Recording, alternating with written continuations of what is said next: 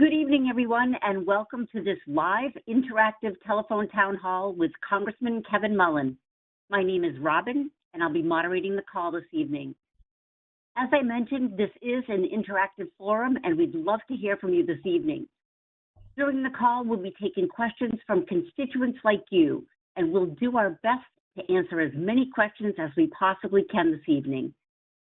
To ask a question, please press *3 on your telephone keypad now or at any time during the call.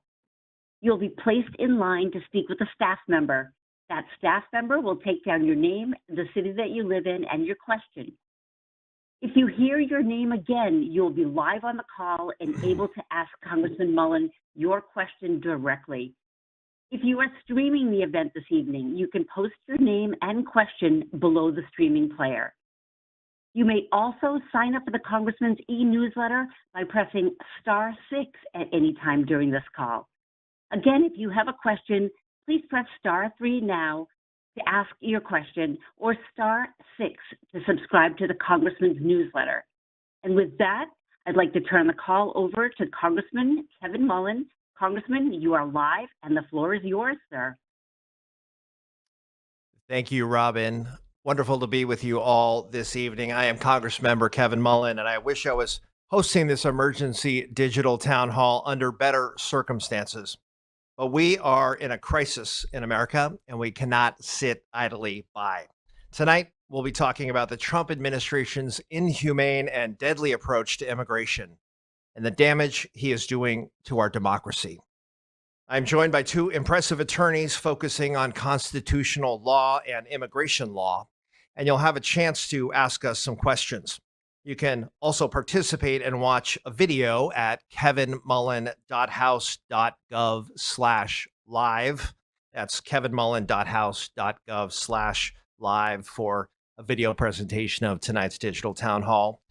And like many of you, I am horrified and angered by what is occurring in Minneapolis as Trump and Department of Homeland Security Secretary Kristi Noem have empowered shamelessly aggressive federal agents to beat, shoot, and kill people on our street. We've all seen the videos. We have seen U.S. citizens who are simply exercising their fundamental rights be executed on our streets. They are hard to watch, but we cannot turn away. Our hearts are breaking with the people of Minnesota and all of those across the world who are watching in horror at what is happening in Minneapolis. To top it off, the Trump administration and Secretary Noem have flat out lied about what we've seen with our own eyes and are trying to deceive the American people. It is gaslighting at its most extreme and dangerous level. Even the Department of Homeland Security's own internal review released Tuesday directly contradicts their statements. I want to take a moment to honor the lives of Renee Good, a 37-year-old poet and mother of three, and Alex Preti, a ICU nurse who served veterans at his local VA. Both were senselessly killed by federal agents in Minneapolis simply for exercising their right to free speech and for trying to protect others. The brutality and devastating attacks coming out of this administration's DHS must come to an immediate end. It must end now. The divisive anti-immigrant rhetoric must come to an end. And make no mistake, the chaos Trump is causing on our streets is intentional. It is by design. This violence and terror is not what America stands for. It is not the America we want to leave for our children. I refuse to accept an authoritarian America where people are executed in the street in broad daylight by our government. An America where people live in fear for speaking out. An America where masked agents separate families, detain children, and cause chaos in our communities. We need an approach that attacks this problem from every angle. I am an early co-sponsor of articles of impeachment against Secretary Noem, as well as to prohibit federal agents from hiding behind masks and to treat these federal agents just like most other officers by ensuring they can be prosecuted and held accountable when they break the law. I voted against, that was a hard no, against DHS funding last week, and will continue to refuse to give them a dime while it terrorizes our communities. ICE is straight up ignoring court orders, at least 96 of them to date. They have lost all credibility. This is a lawless administration. I am calling on Republicans that control the House of Representatives to step up and do the right thing, demand ICE get out of Minneapolis. We do have Republicans on their heels. The Republican chair of the Homeland Security Committee has now called for a hearing. Even the NRA is demanding an investigation. Let that sink in for a moment. This is the time to keep up the pressure, public pressure and outcry that cannot be ignored. And I thank all of you for being a part of that momentum. I know many of you share my grave concerns about the future of our democracy, your civil rights, and how we can protect our constitutional freedoms. We're now seeing more disturbing attempts by the Trump administration to interfere with the sanctity of our elections. Just yesterday, his administration seized ballots in Georgia from the 2020 election and is threatening Minnesota to turn over its sensitive voter rolls. This is a gross breach of public trust and a threat to our democracy. A reminder for those on the phone tonight, if you would like to ask a question, press *3 to get connected with our team. That is press *3 if you'd like to ask a question. If you are online at kevinmullin.house.gov/live, you can submit your questions in writing, and we will get to as many as we can with the time we have allotted. Tonight, I am honored to be joined by two legal experts who are working on the front lines. Isha Anand is a constitutional lawyer and co-director of Stanford University's Supreme Court Clinic. She and her team have been closely tracking what's happening and working to support clients heading to the Supreme Court. Isha earned her JD from the University of California's Berkeley School of Law and clerk for Supreme Court Justice Sonia Sotomayor and a judge on the Ninth Circuit Court of Appeals. We're also pleased to be joined by Bree Bernwanger, senior staff attorney at the ACLU of Northern California, where she focuses on immigrants' rights issues. Bree regularly litigates lawsuits in federal court against ICE and Border Patrol to end abusive immigration enforcement and detention practices and protects the constitutional rights of citizens and non-citizens alike. We're so fortunate to have Isha and Bree with us this evening. Thank you both for joining us. And just as a reminder, to those on the phone, if you would like to ask a question, please press *3 to get connected with our team. That's press *3 if you would like to ask a question. If you're watching online, again, kevinmullin.house.gov/live, you can submit your questions in writing. And you can also press *6 to sign up for my e-newsletter. I wanted to get that promo out of the way. And now we bring our tremendous guests in. Bree, I know that you are working on the front lines with the ACLU.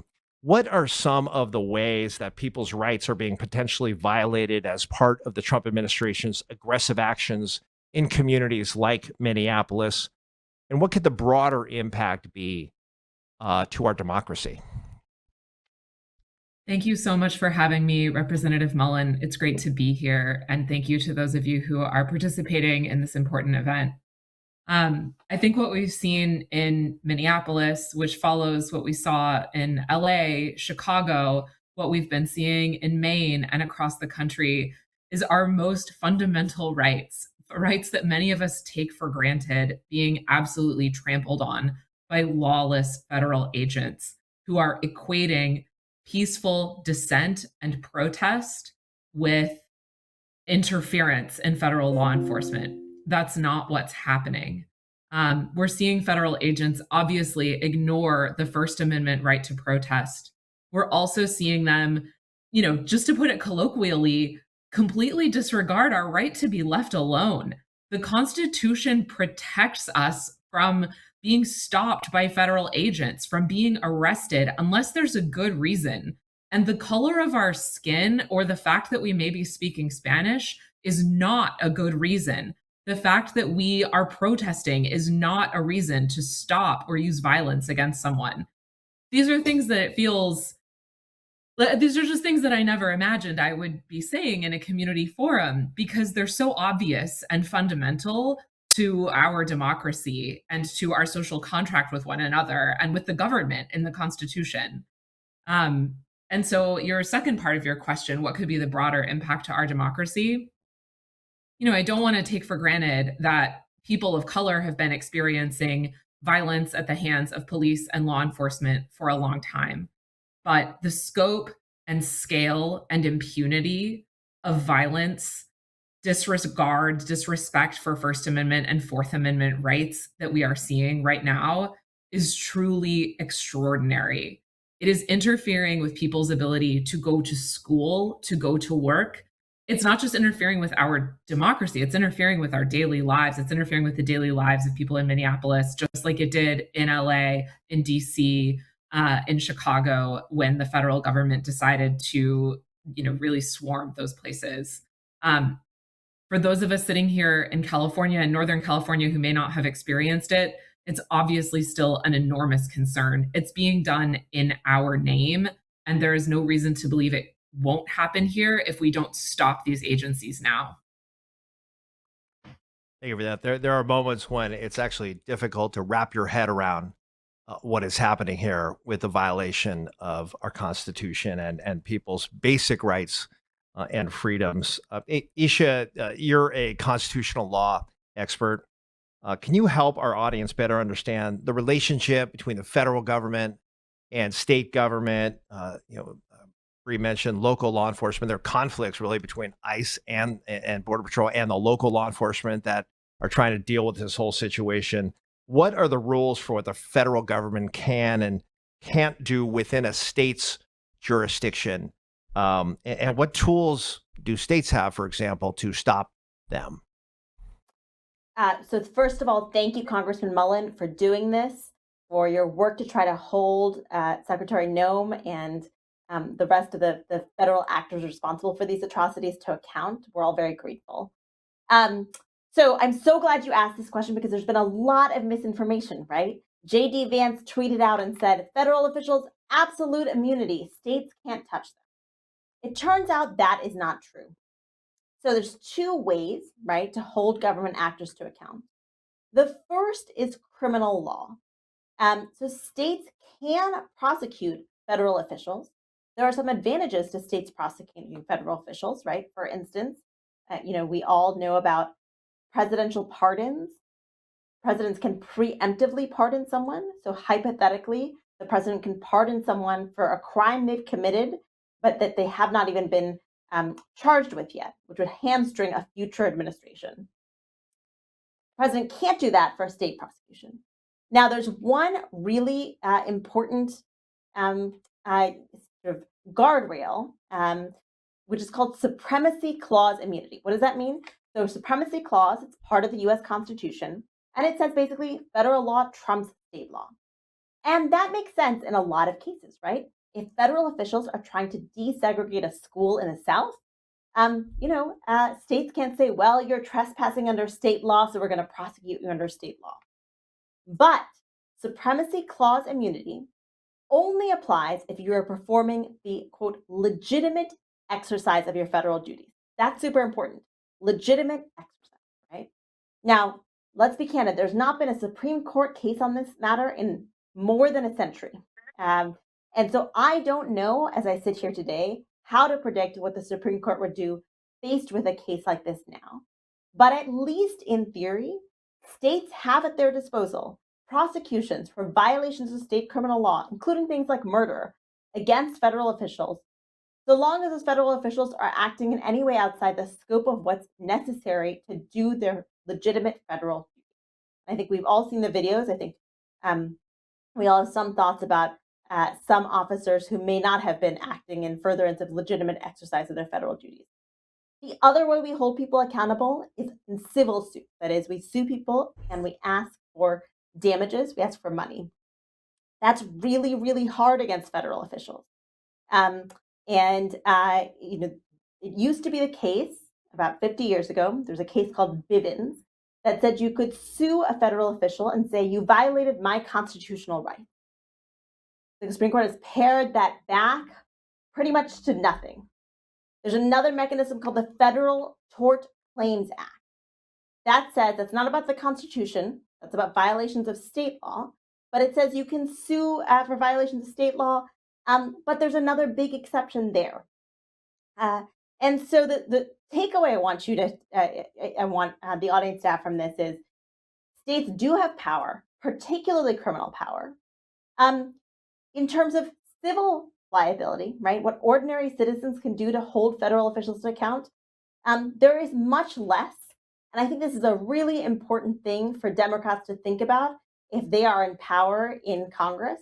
There's a bill pending by the California senators that is going to go nowhere in a Republican-controlled Congress, but that would create some form of accountability that individuals could use to hold federal officials to account.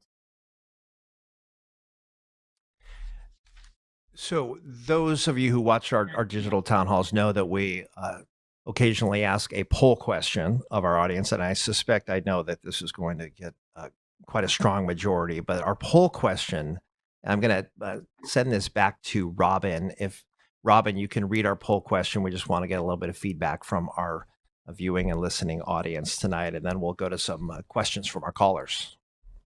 Absolutely. So folks, we'd mentioned this is an interactive call and we'd like to hear from you. Our poll question for you this evening, and you can use your telephone keypad to answer this question. Do you support the congressman voting no for any new funding for DHS while ICE is attacking communities? Press 1 for yes, 2 for no. And I'll repeat the question for you. Do you support the congressman voting no for any new funding for DHS while ICE is attacking communities? Please press 1 for yes, press 2 for no. Congressman, are you ready to take our first caller live? Yes, let's bring the callers in. Robin, let's go ahead and go to the lines. Okay, super. Our first caller is Karen from San Carlos. Karen, you're live on the call with the congressman. Please go ahead, Karen. Thank you for taking my call. There are so many questions, but I will go right to the top of my list. Politically, I think it's maybe very difficult to impeach Donald Trump, but what is the likelihood of impeaching Kristi Noem? Or in other words, how do we get rid of her? Is there another way? I'd like to do Pete Hegseth too, but anyway, let's just stick to this. Can we impeach her? How do we get rid of her? Does Congress have any power to do anything about that? Thank you so much. I believe it was Karen. Was it Karen with the question? Thank you, Karen. I most certainly support the impeachment of Secretary Noem. We have a majoritarian government. The Republicans do control the gavels in the House of Representatives and the Senate and the White House, of course. We are adding Democratic co-sponsors to the impeachment articles every day, but we are going to need Republican support to do that. Now, we don't have that right now, but we are pushing for the resignation of Kristi Noem, applying public pressure, and the impeachment articles.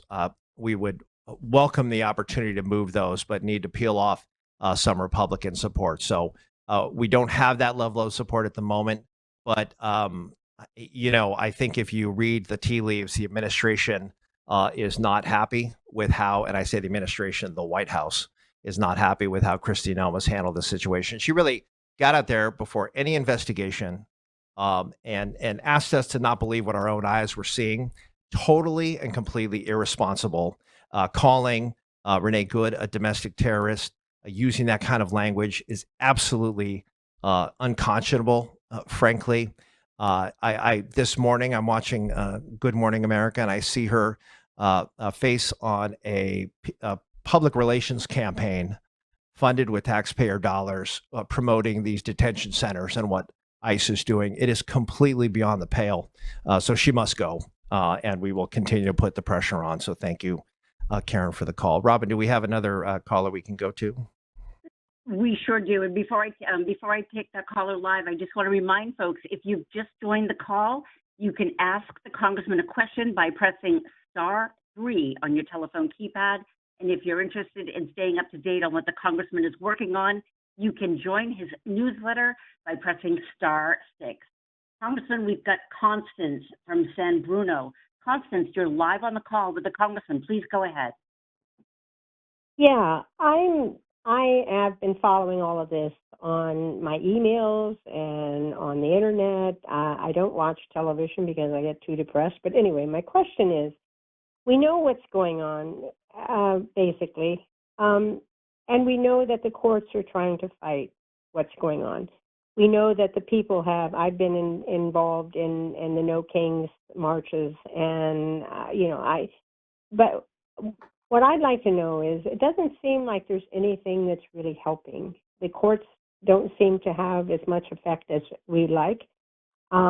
We have a government right now that is definitely, to me, is very analogous to the 1930s in Germany, and it's very scary.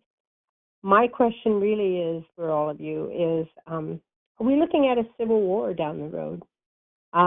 Because to me, I don't know what we're going to do. We have 3 more years of this situation, and it's, although Trump is trying to do things like help the seniors with Social Security, or not with not Social Security, but with the IRS forms. I'm told that he's given us some sort of a break, and he's doing some other things that are actually not bad things; they're good things. But he's doing that on the basis of he's trying to satisfy some of the people in this country by doing those things, and yet underneath, he and his group are decimating our country, our democracy, our people, and I don't see an answer to it. I'm very scared. So, Constance, I certainly understand that anxiety, that fear for the future. I have 2 8-year-old boys. I fear for the small d Democratic Republic that they're going to inherit. What's happening to our country right now, we all share that. And I believe the answer is to fight back with every tool at our disposal in the Congress, in the courts, and in the court of public opinion. And we are winning in the court of public opinion. And in many cases, we are winning in the courts. And I believe this fall, Democrats will take control of the House of Representatives, get the gavels, and be a check on the Trump administration and make him a lame duck. But that takes organizing. It takes an actual campaign apparatus. The wind is at our back on this with regard to public opinion. And I believe we are going to be a check and restore checks and balances to Washington, D.C. come this November. But that will happen in the fall. We need to make it to the fall. And yes, we need to make it through the next 3 years, but we will have a different balance of power going forward. But I share your anxiety about the divisions in this country. And since we do have 2 attorneys who work with the courts and are and have expertise in this regard, if I could ask you both, maybe we'll start with Bree, just the temperature that you're seeing in our court system. We're talking about ICE ignoring court orders, but there are a number of cases where we've had, I say we collectively have had success as a check on this administration. So where do we stand with that? In some cases, people are asking me, like, where are the courts? Like, why haven't the courts intervened? The reality is they are responding to suits that are brought. But just give us a lay of the land if you can, Bree, and then I'll have Isha weigh in as well on this question.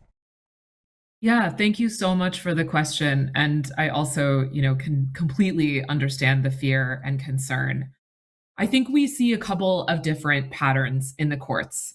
What we're all probably most familiar with are the kind of blockbuster Supreme Court shadow docket orders, in which Isha, I'm sure, can speak about much more than I can, but these big cases in which the plaintiffs are successful in the lower courts, and without reviewing the whole record, without actually taking the case, the Supreme Court issues a stay of whatever relief had been ordered below. And we've seen just absolute devastation in the immigration context on some of those orders. We've seen a Supreme Court stay order that allows people to be deported to a third country where they have never been, never lived, and where their life may very well be at risk. The Supreme Court stayed an order that would stop that, and we've seen just absolute devastation as a result. So I want to acknowledge that that those cases are there. But there are so many cases in the district courts that are proceeding and that are successful, that are holding the administration to account, and that are orders that the administration is following. I also don't want to disregard the many, many orders that this administration has disregarded. And the other thing I want to say about like where are the courts is that litigation is not designed to be fast. And that is a problem that the executive branch is taking advantage of right now. They know that they can move. We are moving fast. Like we are, I think the legal bar and the private practice, like lawyers have stepped up and people have stepped up to challenge this administration in court. But ICE and Border Patrol, they move faster and they know it. And they are trying to move fast and cause harm that we are going to be delayed in suing over. You know, a court can only decide a case or controversy, which means you have to have a person with a vested interest who can tell their story. We want to prepare it. We want to make sure it's credible. We want to make sure we put forward all of the right facts. That all takes time and they know it. But we are still winning a lot. And I think the other thing I would say that can move really fast is the people. We've also seen this administration push and push in a terrifying authoritarian direction, and we've seen people push back. We all know that the courts won't save us, but courts can be really helpful in harm reduction. There are a lot of smaller cases out there challenging the administration's efforts in our region, in Northern California, and similar cases around the country that get less press and that do a lot of good locally. But it's really public opinion that is ultimately going to stop this president and stop these policies. Thank you for that. Isha, do you want in on that? So first, I just want to say, Bree, I love what you said at the end there. ICE can move fast, the people can move faster. And that's been the most inspiring thing about the past few weeks. Even as we've seen heartbreaking footage come out of Minneapolis, we've also seen just inspiring footage of neighbors helping neighbors. So I think that's the actual answer. On the courts, I will say some courts really are doing their job, right? District courts in particular, the lowest rung on the federal ladder, are doing heroic work to document atrocities, right? Avoid the gaslighting that Congressman Mullin was talking about. Find out the truth of the matter, hold the government to account. And I think that's important to recognize because we've seen these judges, brave men and women, Republicans and Democrats, doing their job under pretty withering conditions, right? Death threats, threats of prosecution from the president, and frankly, a Supreme Court and some judges on some of the intermediate courts, the courts between the district courts and the Supreme Court, who don't really have their back. Because I know that this is a really terrifying and heartbreaking time, I do want to call attention to some small kind of bursts of light in Minneapolis right now. So here are 4 brave district court rulings in Minnesota. First, we have Judge Torstad, who's a Trump appointee, issuing a temporary restraining order forbidding the administration from destroying evidence related to the shootings that we've seen over the past 2 weeks. Second, we have Chief Judge Schlitz, who was appointed to the bench by George W. Bush and clerked for Justice Antonin Scalia, a very conservative justice, so no liberal squish. He orders ICE to provide a bond hearing for a man who's detained and swept up in the raids. ICE doesn't do it. And so he writes this extraordinary document. He says, ICE has been in contempt of so many orders. I'm attaching an appendix of all the ones that they are ignoring. He writes, this court has been extremely patient with ICE, even though ICE decided to send thousands of agents to Minnesota to detain immigrants without making any provision for dealing with them. This court has been extremely patient. Now I want the acting director of ICE to come appear in my court and tell me why this guy is not getting a bond hearing. And unsurprisingly, rather than appear in that court, ICE releases this man, right? So district courts are using tools at their disposal.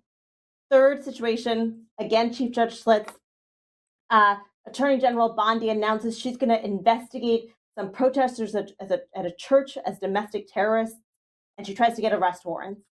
And he says, no, you don't have the evidence to get those. and stands up in the face of some withering anger from the Department of Justice. And then finally, and this one is more of a mixed story, we had a district court judge say federal agents, this is so basic, it shouldn't even need to be in a court order, cannot retaliate against people engaged in peaceful and unobstructed protest activity and can't stop vehicles without some reasonable suspicion that they're obstructing immigration enforcement. Now, unfortunately, the Eighth Circuit, which is the court that kind of presides over a chunk of the Midwest, including Minnesota, said we're putting that on pause. You're not allowed to,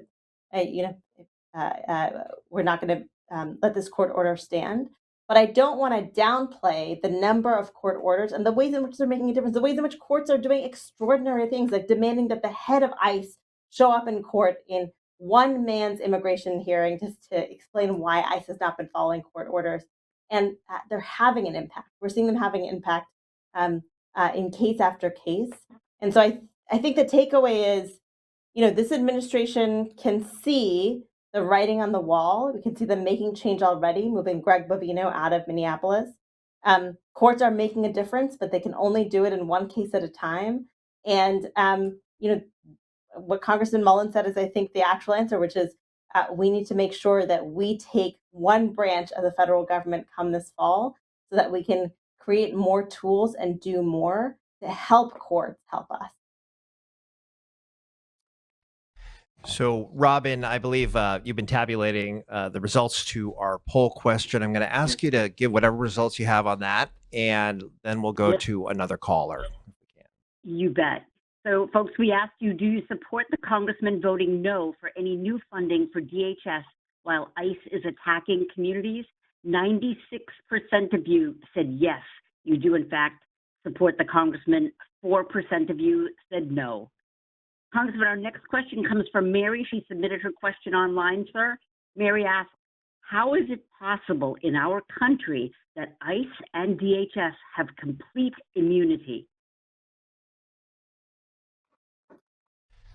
So I'm going to turn to our legal experts on that tricky question of immunity, federal immunity, claims of immunity, what that can mean, how that is being challenged, especially when very obvious crimes are being committed. And maybe Isha, if I could start with you on that one, and then we'll see if Bree has a thought.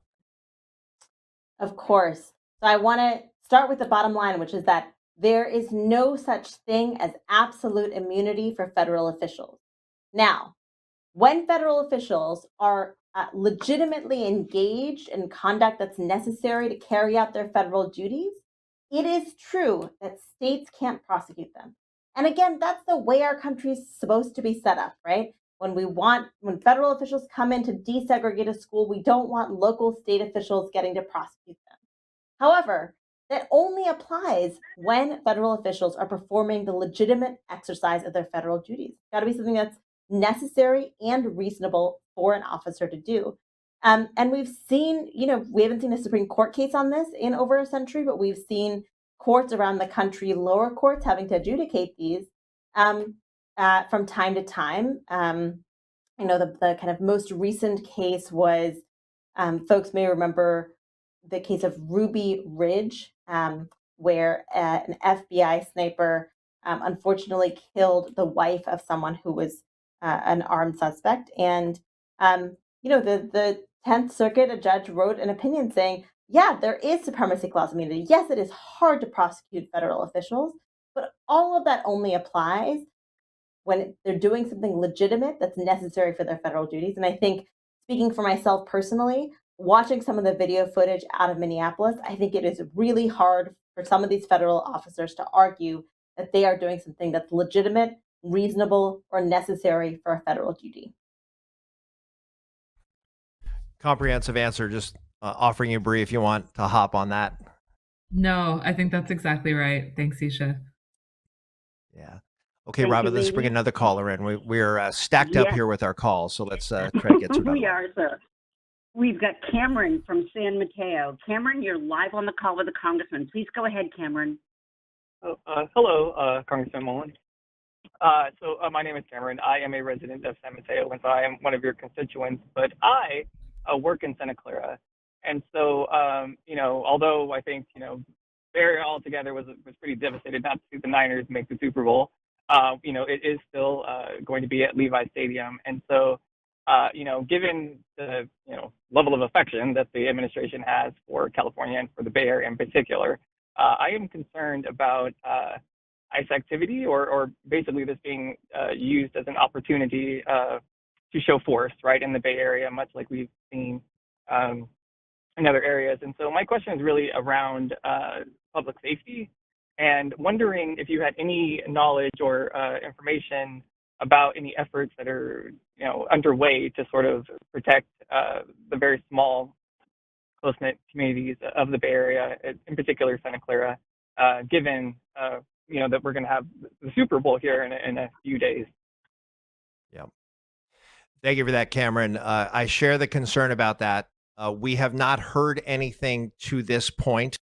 Occasionally, we will hear about ICE reserving hotels. None of that has really come to fruition, but certainly the world are going to be on the Bay Area and the Super Bowl. So our antenna is up as high as it can be on this to pick up any information about any potential surge. We have heard nothing. Of course, DHS and ICE don't share information freely with congressional offices. We are just not in that position where there's cooperation at this point, given the separation of powers and the lack of forthcoming info. But we are going to continue to monitor this closely. I know local law enforcement is going to be tasked with dealing with this influx of people in this region, and but I have not heard anything to date about that. But I share the concern, and we're certainly aware of that potential.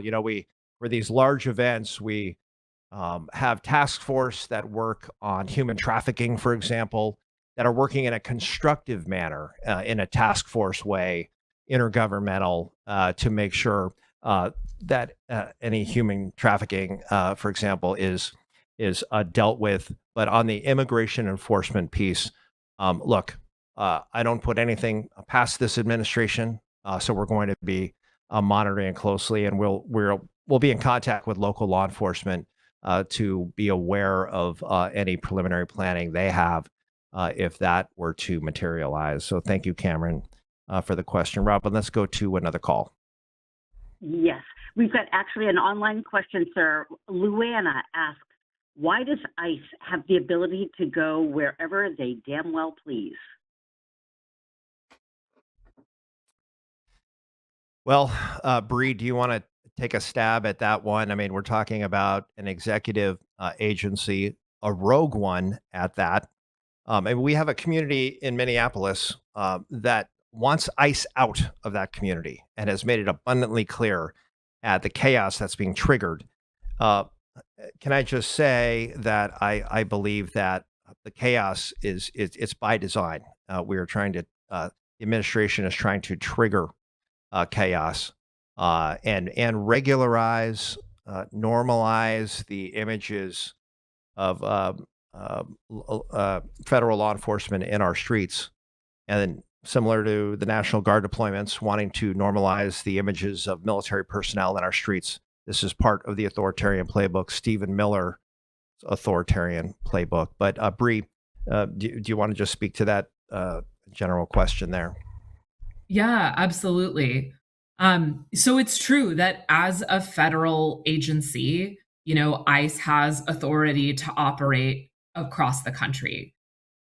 But ICE cannot go everywhere they like. There are limits in the Constitution and in federal law that restrain what ICE can do. What we are seeing from the agency now and from the administration is an utter disregard for those limits, but the legal limits are there. For example, despite what is written in you may have seen a recent government memo leaked, for example, that said that in the administration's view, ICE could go into your home without a judicial warrant. That is wrong. That is against the law. The Fourth Amendment prohibits them from doing that. The home remains protected.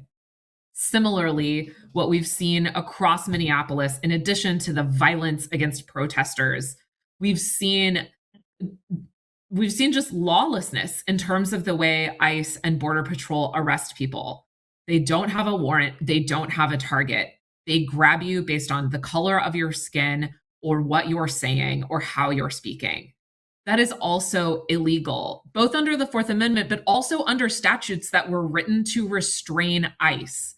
ICE is not supposed to arrest people without a warrant unless they make a number of findings about who that person is and whether they're likely to escape.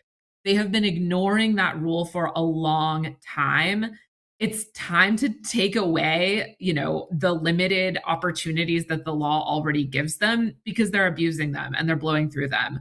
But I do want to, although I have to acknowledge as a federal agency, the law gives ICE a lot of authority across the country and a lot of discretion, but there are limits. What we are seeing is that the agency is blowing through those limits. Enforcing some of those limits are what the lawsuits going on right now are for. Like, that's what lawsuits are for. But as I said, and as we talked about, they take time. Judges are supposed to examine both sides and come to the truth, and that takes time. But in the meantime, all of you can act and demand first that the limits on ICE that are already there are respected, but clearly that we need more. So they can't go anywhere. I know they're doing it, that the law already puts restrictions on them, and it's time for more.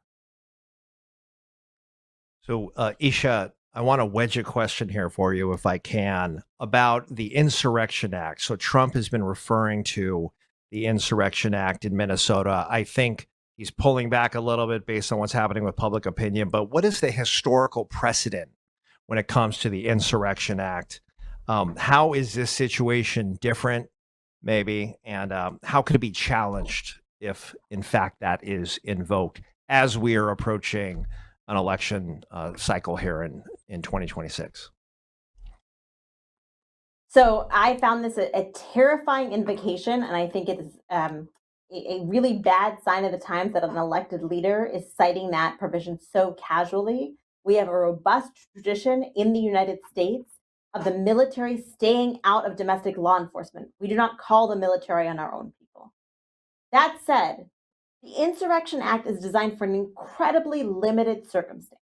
The backdrop, the normal rule, is something called the Posse Comitatus Act. Latin, it basically means you cannot use the military to enforce domestic law. The Insurrection Act is this very narrow exception, and it's only supposed to apply when a state is unwilling or unable to enforce its own laws or abide by federal court orders. Now, as Bree was saying, these guardrails are only as good as our enforcement action against them. But I will say, again, one piece of data that gives me a little bit of heart, and I don't mean to be the Pollyanna on this call, but I do think it's important to note when courts are doing the right thing. The Supreme Court did recently hold, in a related case about calling out the National Guard in Chicago, that the president had not satisfied the prerequisites to do that. I'm sorry, folks, if I sit still too long, my office goes dark.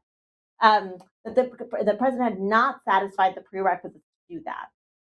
So it gives me a glimmer of hope to know that when it comes to militarization and military or quasi-military or military adjacent entities being used against the American people, the Supreme Court is hopefully going to police the boundaries of the statute. So the Supreme Court told Donald Trump, you cannot call out the National Guard in Chicago. You haven't met the prerequisites. And I don't see any world in which a fair-minded judge can look at what's happening in Minneapolis and say that the prerequisites of the Insurrection Act are met.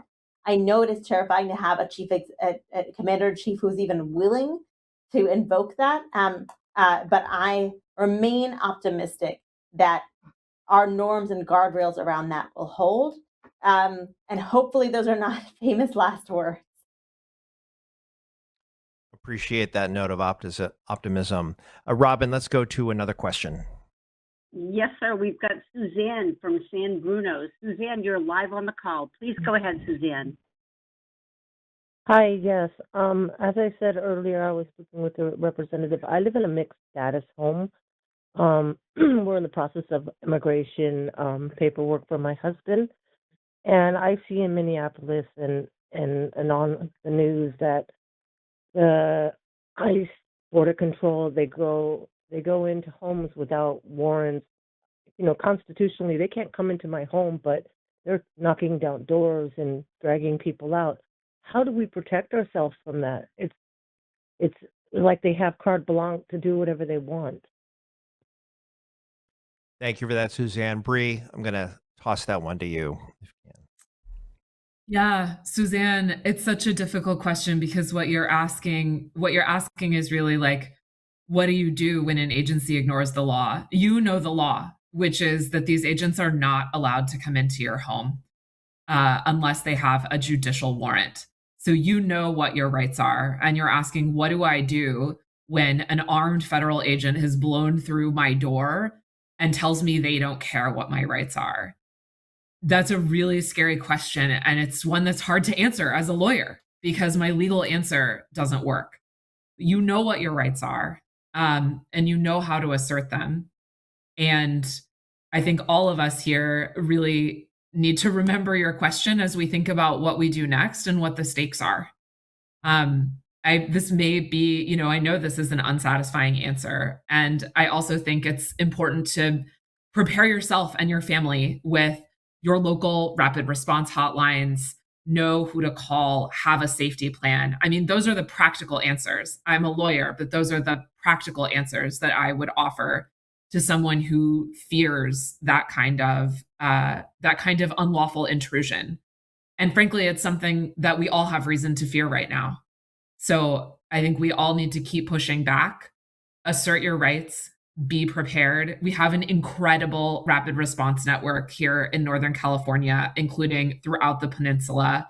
I think in response to Cameron's earlier question about the Super Bowl, I would encourage you, Cameron, to look up those phone numbers, know your rapid response lines, be prepared to report ICE if you see them so that your community is ready to protect themselves and each other. Isha, you were a great Pollyanna before. Tell me if you have something to add on this one. Well, that is inspiring to me, Bree. The fact that you and others like you, organizers, citizens and non citizens alike, neighbors standing shoulder to shoulder, have assembled a network of resources that can be deployed to face down the federal government. That is my Pollyanna moment. And just on the issue of rights and immigrants' rights, we have a sheet here at our office. Know your rights. It's comprehensive information that people can be aware of, should be aware of. We can certainly provide that out of my office, and I'm sure ACLU, other organizations have information readily available on the internet with regard to really the basic rights that people need to be aware of. So let's go, Robin, to another question if we can. Sure, absolutely. We've got Tom from San Carlos. Tom, you're live on the call with the Congressman. Please go ahead, Tom. Hi, Congressman. I must be confused. I don't understand.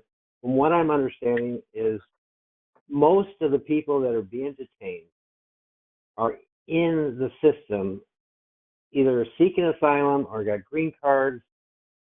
How are they able to get away with this, disappearing these people, when they are documented? It seems like to me it's just a money-making thing at these detention centers because they hold them there forever, treat them bad, and then come up in 3 or 4 months and say, well, if you sign this self-deportation, you can go. Is that, am I wrong? Is that isn't it what they're doing?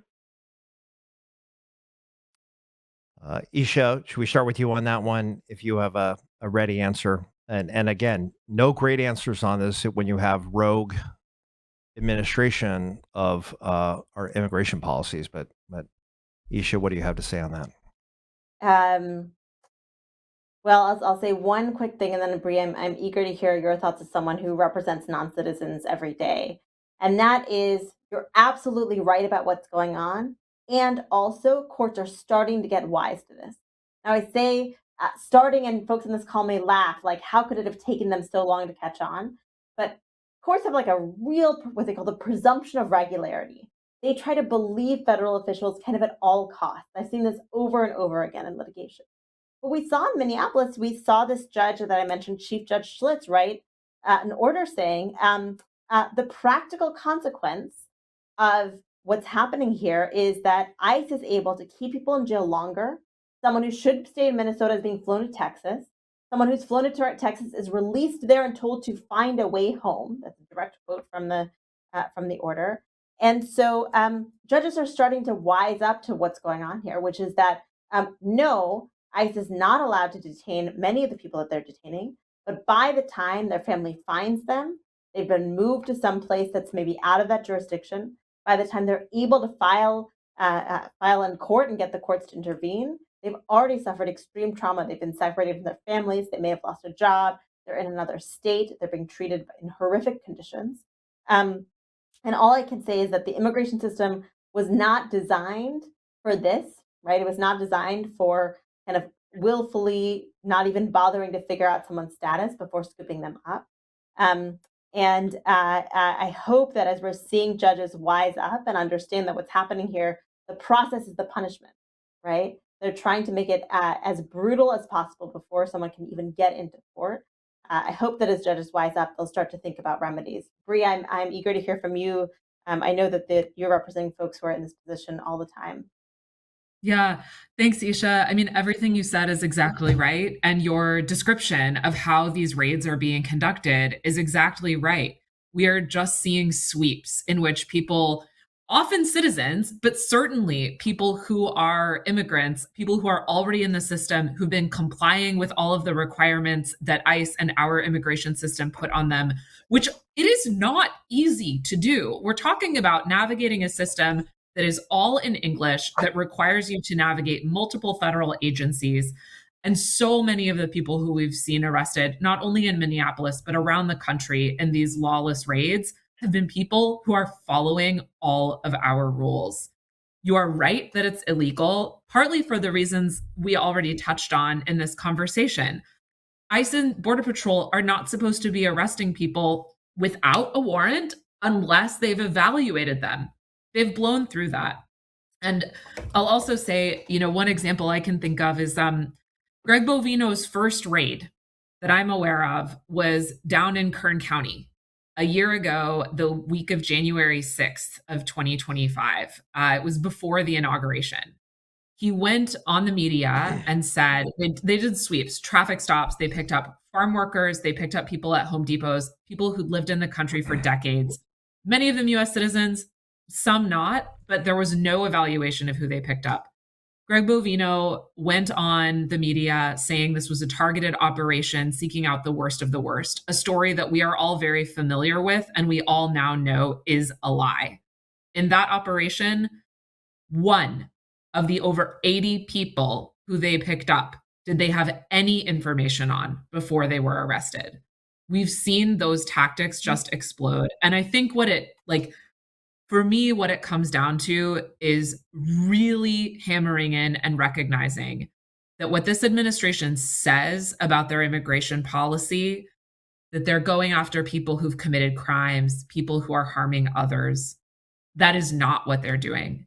This administration believes that every immigrant is a criminal and is seeking anyone who is an immigrant. They are taking measures that strip people of their lawful immigration status, hard fought and earned and lawfully granted immigration status. This is an administration that is seeking to cleanse this country of immigrants. That is what they are doing. That's why they are blowing through these laws. And I think we all need to ask ourselves whether that's something that's a country that we want to live in. And speaking for myself, it obviously isn't.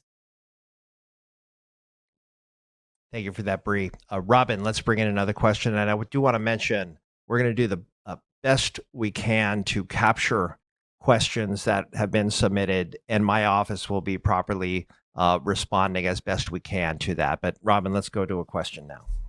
Yes, sir. We've got time for one more, sir. We've got Miguel from Redwood City. Miguel, you're live on the call with the congressman. Please go ahead.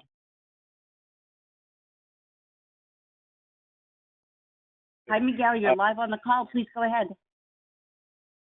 Yes. You hear me? Yes. Yes, we Okay, can. thank you. I was talking, but I couldn't hear myself. Well, one of the things is how, as your constituents, can do more to put pressure on the government to stop this, or to take a different initiative on how they're proceed to get all these people. One of the things is this is reminiscent of a time in the 1930s with the Nazi Germany. And I'm a fan of history, and I see all this stuff happening, and it just all these history books that I read and everything, it just brings back all these things. Also, another thing that was very curious yesterday, as I was watching a report from the Commissioner of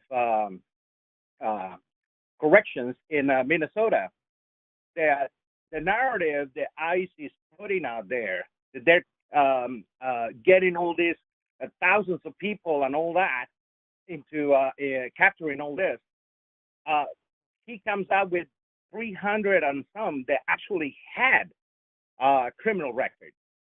So all these lies and everything, how can we as constituents put more pressure in the government to stop this stuff? Thank you, Miguel. It is a great question. It is central to what we are talking about here. You've got to keep the pressure on, especially with Republican offices. We are seeing a number of Republicans now split with the president on this issue. That is moving as public opinion is moving. Just a month ago, that would have been unthinkable. Two Republican senators, Tillis and Murkowski, have called for Kristi Noem to step down.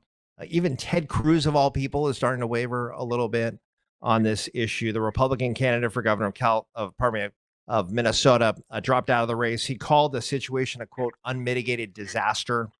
So the overall Republican response is nowhere near adequate. We are continuing to put the pressure on in the Congress. But the Republicans know they don't want Americans see their neighbors being shot in the streets. They know this country does not want to see a 5-year-old arrested and put in a cage.